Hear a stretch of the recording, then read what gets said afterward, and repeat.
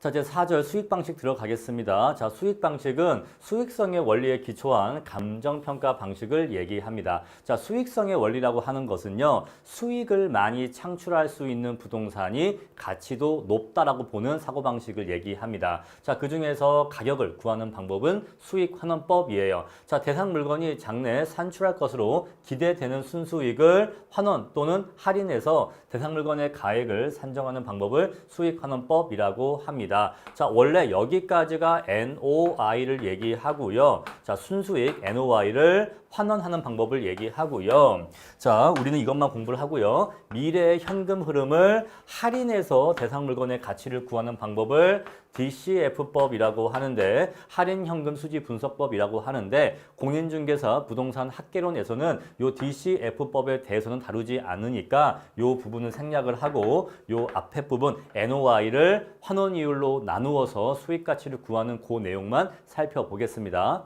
자, 수익 환원법은 순수익을 환원 이율로 나누어서 수익 가액을 구하는 방법입니다. 자, 이 방법은 수익이 발생하는 부동산이라면 모두 적용 가능하고요. 특히 상가나 임대용 부동산은 월세 수익을 얻는 것을 목적으로 하기 때문에 수익 방식 적용이 매우 적합하다고 얘기할 수가 있어요. 자, 이러한 수익 환원법은 가치의 본질에 부합합니다. 가치라고 하는 것은 장래 편익의 현가 합으로 가치를 구하죠. 이 이론적 근거에 기초해서 부동산의 가치를 구하는 방법이 수익 환원법이다 보니까 가치의 본질에 매우 부합합니다. 자, 가장 이론적이고요.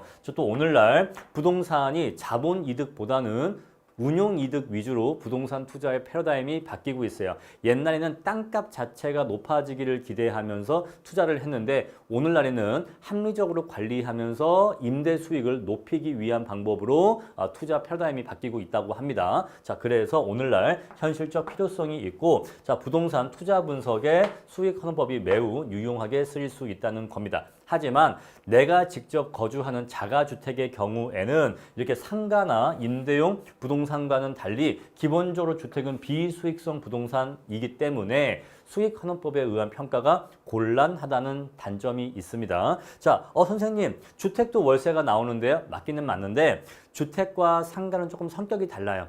주택은 기본적으로 실거주 목적도 강하고, 그리고 주택이라고 하는 것은 이 자본 이득도 굉장히 많이 발생을 합니다. 그런데 상가의 경우에는 그 투자의 초점이 자본 이득보다는 월세에 초점이 맞춰져 있어요. 따라서 이 얘기를 자세히 좀 말씀드리기 어려운데, 어쨌거나 수익 환원법은 월세를 목적으로 하는 부동산 투자에 보다 더 적합하다라고 그렇게 이해해 주시면 되겠어요. 주택이라고 하는 것은 내가 살 집을 매수하는 경우에, 자, 이 집에서 내가 얼마의 월세 소득을 얻을 수 있을까가 주된 투자의 초점이 아니고, 내가 이 집에서 실거주할 것이 더 주된 초점이다 보니까 좀 수익성 부동산으로 분류하지 않는다라고만 이해해 주시면 될 것 같아요. 자, 다음으로 순수익입니다. 우리가 순수익은 이미 공부를 했어요. 이미 저 앞에서 PGI에서부터 NOI까지 어떻게 산출되는지, 그리고 NOI 이후에 ATCF까지 어떻게 산출하는지 다 말씀을 드렸습니다. 자, 이러한 순수익은 부동산의 최유효 이용을 전제로 도출된 순수익이어야 되고, 합리적 합법적 이용이고 계속적 이용에서 안정적으로 꾸준히 나올 수 있는 그러한 순수익이어야 한다는 겁니다. 가볍게 넘어가시고요. 자, 보충 자료로서 자녀법 또는 자녀환원법이 있습니다. 우리가 저 앞에서 거래사례 비교법에서 배분법을 공부한 적이 있는데, 자, 배분법은 어떻게 하는 거였죠? 배분법은 복합부동산 거래 사례에서 건물의 가치를 빼면 남는 것이 토지만의 거래 금액이니까 이 토지만의 거래 금액을 추출해서 얘를 비준을 통해서, 자, 본건의 토지 가치를 구하는 방법이 배분법이었죠? 기억하시죠? 자, 자녀법 또는 자녀환원법은요, 복합부동산 전체에서 도출되는 순수익 중에서, 자, 건물 귀속 순수익을 빼면 남는 게 뭐겠죠? 토지 귀속 순수익이겠죠? 그렇겠죠? 토지 귀속 순수익. 자, 이 토지 귀속 순수익을 토지 환원 이율로 나누어 주면 토지 가치를 구할 수 있게 됩니다. 바로 그게 자녀환원법이에요. 자, 또는요, 복합부동산 전체의 순수익을 토지 귀속 순수익을 빼주면 건물 귀속 순수익이 나오겠죠? 자, 이 건물 귀속 순수익을 건물 환원 이율로 나눠주면 건물의 가치를 구할 수 있을 것입니다. 자, 이처럼 잔여법은요, 수익환원법에서 복합부동산 전체 순수익 중에서 필요하지 않은 부분의 순수익을 공제하고 내가 필요로 하는 부분만의 순수익을 추출한 다음에 그 부분만의 환원이율로 환원해서 그 해당 부분만의 가치를 구하는 방법을 잔여법 또는 잔여환원법이라고 하는 겁니다. 자, 복합부동산 전체 수익에서 어떤 구성 부분의 수익을 공제함으로써 나머지 부분만의 수익을 추출하는 방법을 얘기해요. 자, 설명드렸고요.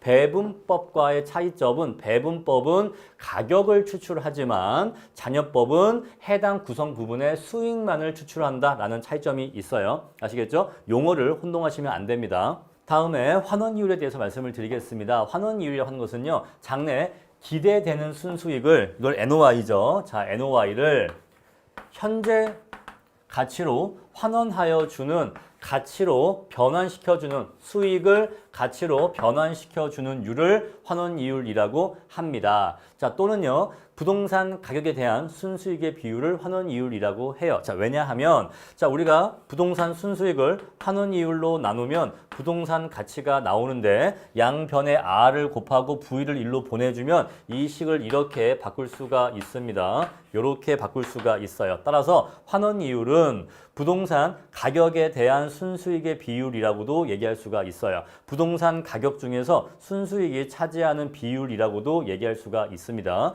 환원이율을 이렇게 얘기할 수도 있고 이렇게 얘기할 수도 있어요. 자, 1번 문장은 이렇게 설명한 거고요. 2번 문장은 이렇게 설명한 건데 사실은 둘 다 같은 이야기입니다. 어쨌거나 중요한 포인트는 환원이율은 부동산의 순수익에 대응되는 율이면서 부동산의 순수익을 부동산의 가치로 바꿔주는 율을 얘기한다. 이렇게 수익을 가치로 바꿔주는 작업을 환원이라고 합니다. 자, 이러한 환원 이율은 자본 수익률과 자본 회수율 두 가지로 구성되어 있다고 나와 있는데 이건 사실 제가 앞에서 상환기금법, 원가 방식에서 상환기금법 말씀드릴 때 말씀드린 바가 있어요. 자, 어떤 원룸 건물이 있는데 간략하게 말씀드리면 이 원룸 건물에서 2억 5천만 원에 매년 2억 5천의 임대소득이 발생한다고 쳤었을 때 자, 이 중에서 1억은 자본 회수고 나머지 1억 5천이 자본 수익이라고 말씀을 드렸죠. 자, 따라서 환원 이율이라고 하는 것은요. 자, 이게 NOI죠. 그죠? 자, 이게 원래 NOI인데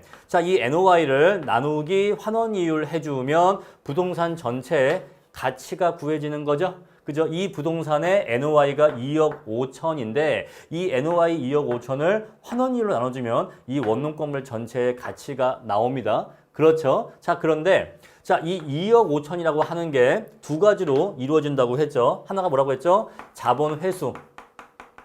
자본 회수에 대한 부분하고 자본 수익에 대한 부분으로 구분이 된다고 했습니다. 자, 그런데 2억 5천에 대해서 환원이율이 적용되는데 이 2억 5천이 자본 회수 부분과 자본 수익 부분으로 구분되니까 당연히 이 환원이율도 얘한테 대응되는 부분이 있고 얘한테 대응되는 부분이 있다는 거예요. 자, 이걸 한번 이렇게 쓰면 더 보기가 편하실 것 같습니다. 자, 2억 5천을 환원이율로 나누면 부동산 가치가 나오는 거죠. 그런데 자, 이 2억 5천이 1억 부분과 1억 5천인 부분으로 나뉜다는 거예요. 그런데 이 1억은 자본 회수 부분이고 얘는 자본 수익 부분이라고 했죠. 따라서 환원 이율도 어떻게 구분이 되냐면 자본 회수율과 자본 수익률로 쪼개진다고 보시면 돼요. 환원 이율은 자본 수익률과 자본 회수율의 합으로 이루어진다. 환원 이율은 자본 회수율과 자본 수익률의 합으로 이루어진다. 자, 부동산 NOI가 자본 회수와 자본 수익 부분으로 쪼개지니까 환원 이율도 자본 회수에 대응되는 회수율과 자본 수익에 대응되는 자본 수익률로 쪼개진다 라고 이해를 하면 요렇게 쌍이 져지고 요렇게 쌍이 져진다 라고 이해를 하세요. 자, 그래서 자본 회수에 대해서는 자본 회수율이 대응되고 자본 수익에 대해서는 자본 수익률이 대응된다. 이렇게 이해하시면 되겠습니다. 자, 자본 회수와 자본 수익은 앞에서 이미 충분히 말씀을 드렸고 이거에 대응되는 환원이율 역시 자본 회수에 대응되는 자본 회수율과 자본 수익에 대응되는 자본 회수율로 나누어져서 대응된다라고 이해하시면 되겠습니다. 이해가 안 되면 암기하시면 돼요. 그냥 암기하면 되는 겁니다. 자, 자본 수익률은 투자 자본에 대한 순수한 수익을 반영하고 자본 회수율은 내가 투자한 자본에 대한 회수를 반영한다. 이렇게 기억하시면 되고요. 자, 근데 5번 문장 보시면요. 자본 회수율을 가산하기 때문에 자본 회수율을 더하기 때문에 더한다 무슨 얘기예요? 얘 더하기 얘잖아요. 즉 자본 회수율을 더하잖아요. 자본 회수율 더하기 자본 수익률이 환원이율이니까 환원이율 안에는 자본 회수율이 포함되어 있다 안 돼 있다? 자본 회수율 포함되어 있다 이 얘기예요. 그 말이 곧 이야기입니다. 자본 회수율이 포함되어 있다. 가산을 포함되어 있다는 의미로 이해하시면 이해가 편하실 겁니다. 자, 그래서 감가상각 전의 이율 개념이다라는 것 있는데 자, 이게 왜 감가상각 전인지를 설명드리려면 또 이야기가 길어지고 복잡해지고 오히려 어려워져요. 그래서 이 부분은 그냥 암기를 해 주시기를 당부드리고 싶습니다. 자본 회수율은 감가상각 전이다. 자, 그런데 이 NOI에 대응되는 것이 환원이율이에요. 근데 환원이율이 이유는 잘 모르겠지만 감가상각 전이래요. 자, 그러면 당연히 이 NOI도 순수익도 감가상각 전 순수익일까요? 감가상각 후 순수익일까요? 둘이 매치가 되어야 되니까 당연히 이 NOI도 감가상각 전 순수익입니다. 그래야겠죠? 왠지 직관적인 느낌이 그러겠죠? 맞습니다. 맞아요. 그래서 이 둘은 대응되어야 하기 때문에 얘가 감가상각 전 이율 개념이면 얘도 감가상각 전 NOI여야 돼요. 자, 근데 우리 이때 왜 환원이율이 감가상각 전이냐를 이해하려면 좀 이해가 어려워요. 자, 그런데 왜 NOI가 감가상각 전이냐는 쉽게 이해할 수가 있습니다. 자, 왜냐면 우리가요. EGI에서 O2를 뺀 게 NOI예요. 요거 기억하시죠? 그죠? EGI에서 O2를 빼면 NOI 나옵니다. 여러분 근데 NOI 안에 감가상각비가 포함되어 있었나요? 포함되지 않았나요? 영업경비 안에 포함되지 않았죠. 그죠? 영업경비 안에는 감가상각비가 포함되지 않아 있습니다. 그죠? 감가상각액이 여기에 포함되어 있지 않단 말이에요. 그러면은 NOI를 구할 때 이 NOI는 감가상각비를 뺀 상태예요? 안 뺀 상태예요? 안 뺀 상태죠. 만약에 O2 안에 감가비가 포함되어 있었으면 감가비까지 같이 빼졌을 텐데 O2 안에는 감가액이 포함되어 있지 않다 보니까 아직 요 NOI는 감가비를 빼지 않은 상태입니다. 이해하시겠죠? 감가상각 전이라고 하는 것은 감가상각을 빼지 않은 상태라는 걸 얘기해요.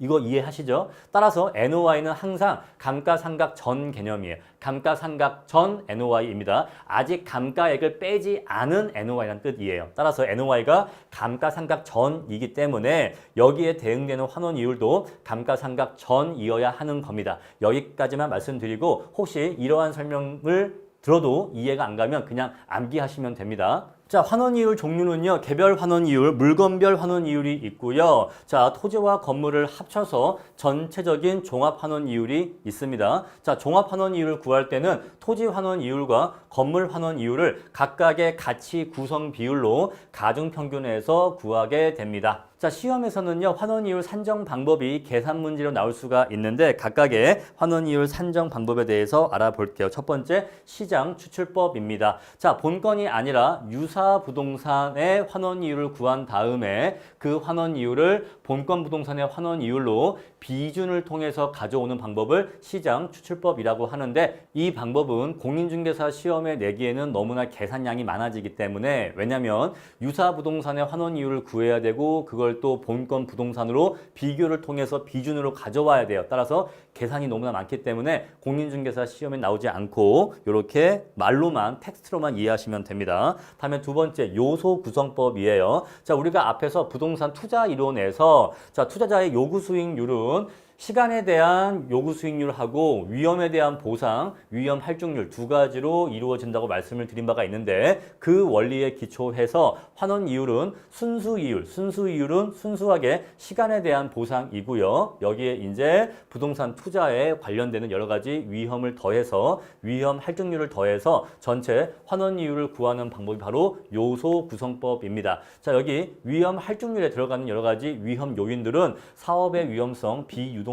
관리의 난이성, 자금의 안정성 등의 위험이 고려해서 이러한 위험들을 고려해서 이것들의 크기를 더해서 위험 할증률로 반영하는 방법이에요. 따라서 위험한 부동산이면일수록 위험 할증률이 커지기 때문에 결국 전체 환원 이율은 높아지게 됩니다. 다음에 세 번째 투자결합법인데 부동산의 구성 부분을 크게 물리적으로 나누어 볼 수가 있고 두 번째 금융적으로 나누어 볼 수가 있어요. 자, 물리적으로는요. 토지와 건물의 결합으로 부동산을 바라보는 겁니다. 부동산이라고 하는 것은 토지 플러스 건물이잖아. 따라서 자, 전체 환원 이율은 토지 환원 이율과 건물 환원 이율을 토지 구성 비율과 건물 구성 비율로 가중평균 해주면 된다라고 구하는 방법이 바로 물리적 투자 결합법이에요. 자, 옛날에 썼던 방법이고요. 자, 근데 이 방법은 너무나 무식하다. 왜냐하면 오늘날의 부동산은 토지와 건물의 결합으로 보는 것이 합당하지 않고 오늘날에는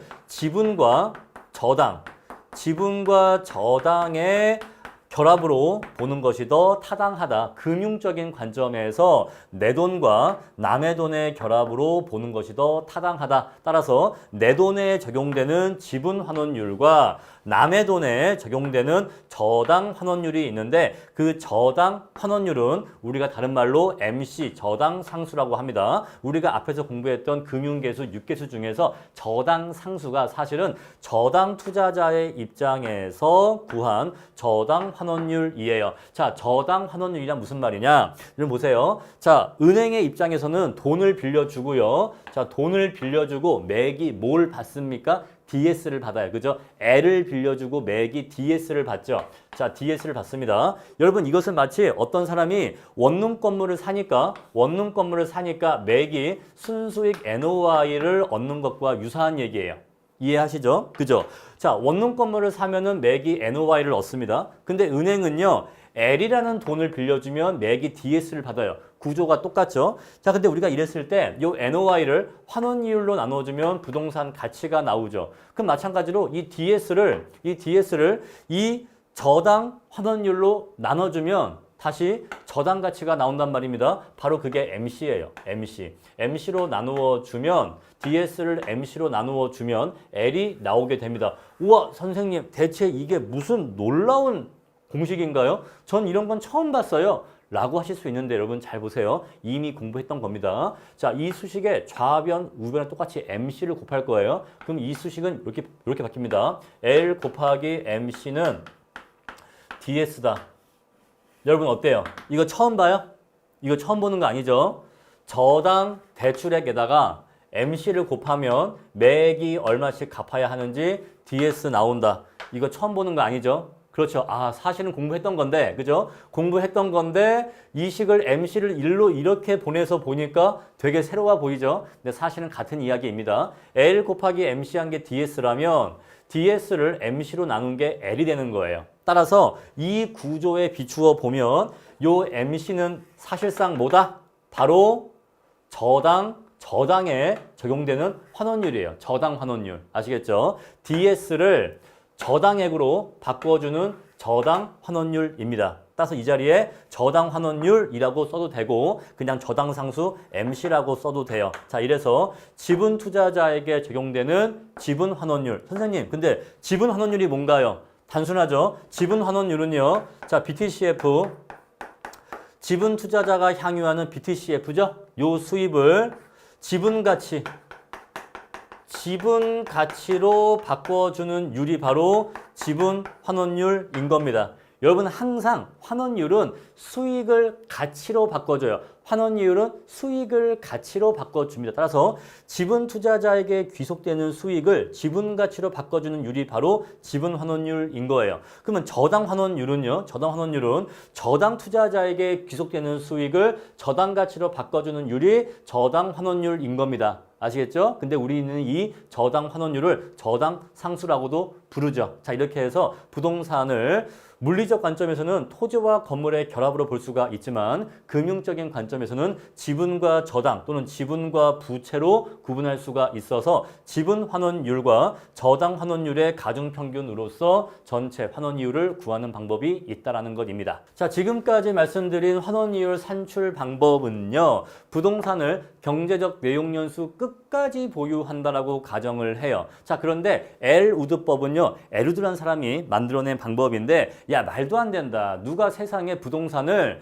건물에 경제적 내용연수가 끝날 때까지 끝까지 보유하는 사람이 과연 얼마나 있냐. 대부분은 한 3년이나 5년 정도 보유하다가 파는 것이 일반적이다. 따라서 자, 부동산은 일반적으로 경제적 내용연수까지 끝까지 보유하는 게 아니라 몇 년 정도 보유하다가 파는 것이 일반적이다. 따라서 이러한 점을 고려해서 환원이율을 구해야 한다가 바로 엘우드법입니다. 따라서 어떤 사람이 부동산을 은행 대출을 끼고 부동산을 삽니다. 그러면 이 사람이 이 부동산에서 얻는 소득은 크게 세 종류의 소득이 있다는 거예요. 첫 번째가 뭐냐면 매기에 얻어지는 BTCF 소득입니다. 요건 쉽게 이해하시죠? 자, 은행 대출을 끼고 샀으니까 부동산에서 번 NOI에서 DS를 내고 남은 BTCF가 그 투자자의 소득으로 귀속되겠죠. 이거는 쉽게 이해하시죠? 다음에 두 번째. 자, 매기 내가 DS를 갚아 나가는데 DS 안에는 원금과 이자가 포함되어 있죠. 근데 제가 누누이 강조드립니다만 이자는 비용이지만 원금 상환분은 저축이라고 했죠. 저축. 그죠? 자, 어떤 사람이 은행에서 대출을 받은 다음에 그 대출에 원리금을 갚아 나갈 때 이자 비용을 내는 것은 순수하게 비용을 쓰는 거지만 순수하게 돈을 쓰는 거지만 원금을 갚는 것은 나의 부채를 줄여나가기 때문에 사실 이것은 마이너스 저축을 줄여나가는 일종의 저축이라고 얘기할 수가 있다고 했습니다. 빚이 줄어든 만큼 이 사람은 더 부유해지기 때문에 이것은 일종의 저축이라고 얘기할 수가 있어요. 따라서 매기 갚아나가는 DS 중에서 원금 상환액은 사실상 지분 투자자의 저축, 지분 투자자의 소득이라고 얘기할 수가 있는 겁니다. 이해하시죠? 다음에 세 번째, 여러분. 자, 우리가 부동산을 사면 이 부동산 가격이 내가 매입했을 때 가격이 경제적 내용연수 끝까지 영원히 가격이 가만히 있습니까? 가만히 있지 않아요. 그죠? 집값이 상승할 수도 있고 하락할 수도 있습니다. 근데 물론 상승, 하락 둘 다 가능하죠. 자, 그래서 집값의 변동분도 뭐죠? 바로 지분 투자자의 소득이에요. 자, 은행은 집값이 오르든 내리든 그거랑 아무 상관없어요. 그냥 은행은 내가 빌려준 돈만 DS로 받으면 됩니다. 하지만 주택의 소유자, 다른 말로 지분 투자자는 집값이 오르면 오른 건 내 거고요. 집값이 내려가면 내려간 거는 나의 손해예요. 따라서 지분 투자자가 부동산 투자에서 얼마만큼의 소득을 버느냐 하는 것은 보유 기간 동안에 집값이 얼마나 오르느냐 또는 얼마나 집값이 내려가느냐까지 고려해야지만 진정한 수익을 구할 수가 있습니다. 근데 우리가 앞에서 얘기했던 여러 가지 방법들은 집값의 변동은 고려하지 않았어요. 그죠? 주택 가격 또는 부동산 가격의 변동은 고려하지 않았는데 엘우드법은 조금 더 발전된 방법이다 보니까 주택 가격의 변동분도 지분 투자자의 소득에 포함된다고 본 거죠. 굉장히 발전한 방법이죠. 자, 그래서 부동산 가치 변화분, 집값의 변화분도 지분 투자자의 소득으로 고려해야 된다. 따라서 자, 지분 투자자가 어떤 부동산 투자에서 얻는 소득은 그냥 단순하게 NOI다가 아니라 자, BTCF에다가 원금 상환분에다가 부동산 가치 변화분 이 세 가지 항목에 대해서 수익을 얻는 거다. 물론 이 가치 변화분은 마이너스의 소득일 수도 있습니다. 물론 얘는 집값이 떨어지면 음수일 수도 있어요. 어쨌거나 이 세 가지 항목에서 소득을 벌 수가 있다. 따라서 환원 이율을 구할 때도 이 세 가지 항목을 고려해서 환원 이율을 구해야 되는데 그 수식이 너무나 복잡하고 공인중개사 시험에는 출제가 되지 않기 때문에 엘우드법이 어떤 방법인지만 개념적으로만 이해하시면 됩니다. 이 세 가지 항목은 암기하시고 이해하셔야 돼요. 아시겠죠? 자, 마지막으로 부채 감당법이 있는데 부채 감당법은 다른 말로 개텔법이라고도 합니다. 개텔은 사람 이름이고 은행원 이름이에요. 은행원인 개텔이 일을 하다 보니까 저당 투자자의 관점에서, 즉 은행의 관점에서 부동산의 환원 이율을 구하는 방법을 고안해냈는데 우리 그것을 개텔법이라고 합니다. 자, 개텔법은요, 부채 감당률을 사용합니다. 부채 감당률은 DS분의 NO라고 우리가 앞에서 이미 공부를 한 바가 있어요. 자, 개텔법에 의하면 DCR, 부채 감당률에다가 대부 비율을 곱하고 MC를 곱하면 부동산 환원 이율 나오게 됩니다. 이건 그냥 단순한 내용이니까 두 가지만 기억하시면 돼요. 자, 부채 감당법은 저당 대출자의 관점에서 환원이율을 구하는 방법이다라는 거. 두 번째, 자, 부채 감당법의 공식은 요거다. 요 두 가지만 암기하시면 됩니다. 자, 그럼 이제 워크북 풀어 보겠습니다. 1번, 오피스 빌딩의 순영업소득을 추정할 때 필요한 항목이 아닌 것은, 여러분 NOI를 구할 때 필요한 항목이 아닌 거 물어보고 있어요. 요거 윗단계 내용은 다 필요하겠죠. 임대료 수입 필요하고요. 공실률 필요하고 기타 수입 필요하고 보험료는 영업경비 항목이니까 필요합니다. 자, 근데 이자 비용은 DS 항목이니까 NOI 다음이에요. 따라서 NOI를 구할 때는 아직은 DS가 필요하지 않기 때문에 이자 비용만 제외해 주시면 됩니다. 자, 2번입니다. 환원 이율은 투하 자본에 대한 수익의 비율로서 상각 후 세 공제 전 이율이다. 틀렸죠. 상각 전이라고 말씀을 드렸죠. 선생님, 그런데 문제를 보니까 세금까지 나오는데요. 세금 공제 전이라고 하는데 세금은 어떻게 해야 돼요? 여러분, 무조건 전이에요. 아시겠죠? 감가상각도 전이고 세금도 전입니다. 둘 다 그냥 전만 떠올리시면 돼요. 아시겠죠? 자, 3번. 개별 환원 이율이란 토지, 건물 각각의 환원 이율을 말한다. 맞는 표현입니다. 각각의 물건별 환원 이율을 개별 환원 이율이라고 합니다. 자, 44번. 환원 이율이란 대상 부동산이 장래 산출할 것으로 기대되는 순수이익과 NOI죠. 순수이익과 부동산 가치의 비율을 환원 이율이라고 합니다. 자, 환원 이율은 순수이익을 자본 환원해서 수익 가격을 구하는 경우에 적용되며 이는 결국 부동산의 수익성을 나타낸다. 맞는 표현입니다. 6번입니다. 감가상각 전의 순영업소득으로, 그렇죠. 감가상각 전이라고 했어요. 항상 가치를 추계하는 경우에는 감가상각률을 제외한 자본환원율을 사용해야 된다. 자, 순수이익이 NOI가 감가상각 전이다 보니까 자본환원율도 감가상각 전 자본환원율을 쓴다고 했습니다. 그러려면은 자본회수율, 여러분 감가상각률이 다른 말로 자본회수율입니다. 이 둘은 같은 말이에요. 자, 자본회수율, 감가상각률 같은 말이니까 자본회수율이 포함된다고 앞에서 말씀을 드렸습니다. 감가상각률 또는 자본회수율을 포함한 감가상각 전 자본환원율을 써야 된다라고 말씀을 드렸어요. 자, 7번. 부채 감당법에 의한 자본환원율은 부채 감당률 DCR에다가 대부 비율, 이게 뭐죠? 대부 비율은 V분의 L 과 곱하기 MC 저당 상수를 곱해서 계산한다. 공식 외워주시고요. 8번 저당 지분 환원법, 다른 말로 이것을 엘우드법이라고 합니다. 자, 이것을 아까 공부했던 엘우드법이라고 해요. 자, 엘우드법에서는 매 기간 순영업소득에서 별도의 자본회수를 하지 않는다. 자, 8번 문장이 조금 어려운데 저당 지분 환원법은 제가 아까 설명드리기를 자, 부동산을 끝까지 보유하지 않고 중간에 판다는 걸 전제한다고 했습니다. 자, 우리가 앞에서 자본 회수에 대해서 얘기를 한다는 것은 부동산을 경제적 내용론수까지 끝까지 보유한다는 것을 전제했기 때문에 자본 회수를 고려했던 거예요. 그런데 저당 지분 환원법은 중간에 팔 거기 때문에 3년이나 5년 뒤에 팔 거기 때문에 자, 원룸 건물을 팔면 그 원룸 건물의 매각 금액으로서 내가 투자한 자본은 한 방에 회수해 버리는 거예요.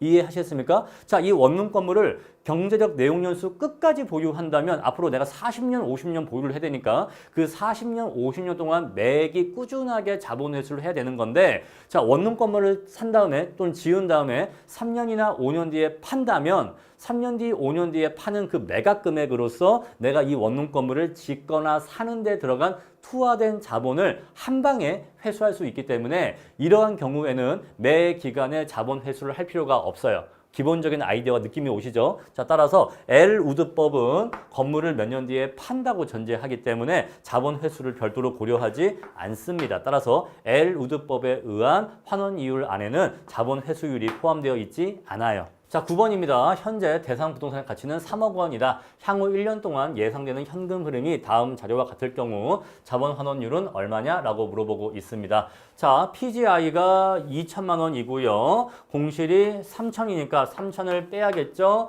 기타 소득은 더해줘야겠죠. 다음에 영업경비는 빼줘야겠죠. 자, 여기에서 요거 빼주면 400만 원. 얘가 자, 그러면요 200만 원 빼줘야 되고 1,800인데 1,800에서 450만 원 빼주면 1,350이 나오게 되겠죠. 이게 뭐죠? 이게 NOI예요. NOI를 나누기 3억 원 해주게 되면 자본 환원율을 구할 수 있습니다. 자, 10번 부동산 사업의 위험성이 3%, 관리가 어려운 점이 2%, 법적 위험성이 1%만큼의 위험 할증률 가진다고 한다. 요소 구성법에 의한 환원이율 얼마냐? 자, 순수 이율 3%에다가 위험 할증률 3 더하기 2 더하기 1 해주면 얘가 6이니까 정답은 9%가 환원이율로 구해지겠죠.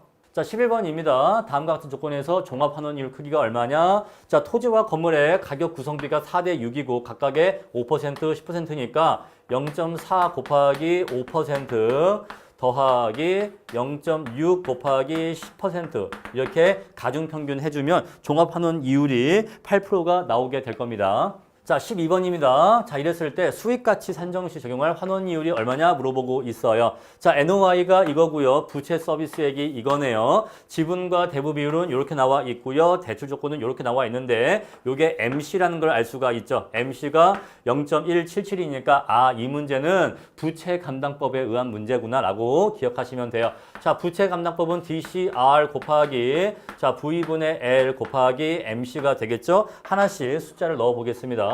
자, DCR은요, DS분의 NOI인데, DS가 이거, NOI 이거니까, DCR이 2가 나온다는 걸 알 수가 있고, 자, 전체 부동산 가치가 100이라면 그 중에 60이 지분, 그 중에 40이 대출이니까 대부 비율은 0.4라는 걸 알 수가 있습니다. 자, MC는 곱하기 0.177이니까 이렇게 곱해주면 개텔법에 의한 환원이율 나오게 되겠죠. 자, 13번입니다. 다음 보기를 이용해서 환원이율 구하시오라고 물어보고 있어요. 자, 총투자액이 요거죠. 요건 부동산 가치를 의미합니다. 가능 총소득 PGI가 19500이고요. 연간 기타 소득이 1,000원입니다. 공실은 요거 오타네요. 따른인데 따른. 자, 공실 손실액이 500이고요. 연간 영업경비는 연간 유효 총소득의 40%이네요. 자, NOI를 구하면 되겠네요. 자, NOI. 자, PGI에다가 뭘 더하면 돼요? 요걸 더하면 되죠. 1000. 그 다음에 빼기 500 해주면 EGI 나오는데 얘가 EGI죠? 자, EGI에다가 그 중에 40%가 영업경비니까 자, 나머지 60%가 뭐가 되죠? 나머지 60%가 NOI가 됩니다. 자, 이렇게 구한 NOI를 요거 총투자액 V로 나누어주면 환원이율이 계산될 것입니다. 자, 다음 14번입니다. 수익방식의 직접 환원법에 의한 시상가액은 얼마냐라고 물어보고 있어요. 자, PGI가 연간 2천만 원이고요. 공실 및 대손은 10%고 임대경비 비율은 30%, 가격 구성비는 이렇게 나와 있네요. 자, 그러면요, 먼저 이걸 이용해서 NOI를 구할 것입니다. 자, NOI는요, 자, PGI에다가 2천만 원에다가 자, 이거의 10%니까 0.9만큼 공실 비용 빼주고요. 그럼 이게 이제 EGI죠? 이게 EGI인데 EGI 중에서 30%가 영업경비니까 나머지 70%가 NOI가 될 것입니다. 자, 이렇게 구해진 NOI에다가 이제 환원이율을 구할 것인데 환원이율은요. 자, 0.5 곱하기 5% 더하기 0.5 곱하기 7%니까 절반씩이니까 6%가 환원이율 나오겠네요. 이렇게 구한 NOI를 환원이율 6%로 나누어 주면 수익 가치가 나오게 될 것입니다. 자, 다음 15번입니다. 다음 조건 가진 A 부동산에 관한 다음 물음 답하세요. 자, PGI, 공실, 운영경비, 가격구성비 나와 있네요. 자, 환원이율 한번 구해볼까요? 환원이율.